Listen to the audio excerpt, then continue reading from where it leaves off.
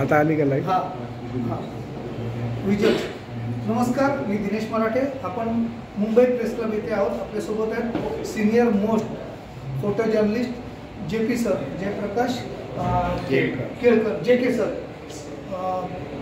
1992ला बाबरी मशीद पाडण्यात आली. त्यानंतर तो विभाजित ढाचा होता, तो पाडण्यात आल्यानंतर मुंबईसह देशभरामध्ये संतापाची लाट उसळली, जातीय दंगली झाल्या. हिंदू मुस्लिम दंगली झाल्याच्या नंतर 1993ला मुंबईत बॉम्बस्फोट झाले.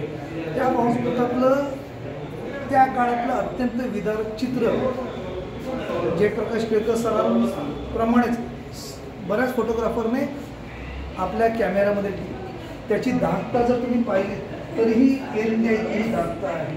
तो जखमी झालेला जो इसम आहे त्याला पोलीस मोठ्या काळजीने रुग्णालयात हलवण्याचा प्रयत्न करतात.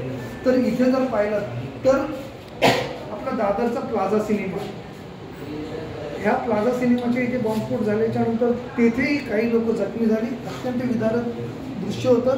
फोटो जर्नलिस्ट आपलं जीव धोक्यामध्ये घालून आपलं कर्तव्य पार पाडत होते. चौथा स्तंभ म्हणून या देशाच्या नागरिकांसाठी, स्वतःसाठी आणि येणाऱ्या भावी पिढीसाठी त्यांनी केलेलं काम, त्यांनी काढलेली ती विदारक चित्र ही आहेत.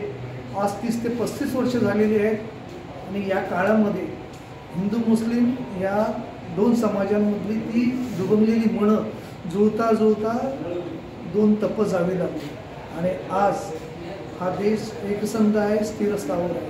सर्व राजकारण्यांना आपण विनंती करू शकतो, जनतेला विनंती आणि आवाहन करू शकतो की दुभंगलेली मनं जी जुळली ती कायम राहावी आणि आपली वज्रमूठ एक गठ्ठाई अशी कायम असावी.